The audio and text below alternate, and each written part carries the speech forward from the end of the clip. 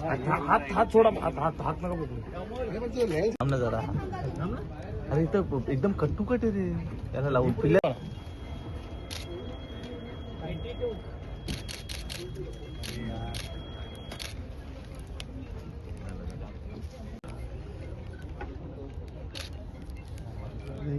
अरे मग माझ्या कॅमेरामध्ये साहेब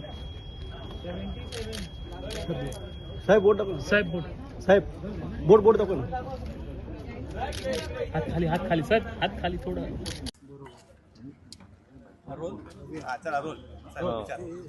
भाऊ, महापालिका निवडणुकांसाठी मतदान सुरू झालेलं आहे.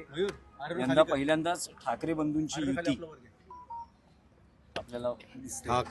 ठाकरेंची जी युती झाली आहे, एक मुंबईमध्ये मराठी माणसाच्या हृदयामध्ये आता ठाकरे बसलेले आहेत आणि मराठी माणसाच्या हृदयात आता फक्त मुंबईचा महापौर ठाकरेंचा व्हावा, त्याच्यासाठी एक चैतन्य आणि उत्साह मराठी माणसाच्या मनामध्ये आहे.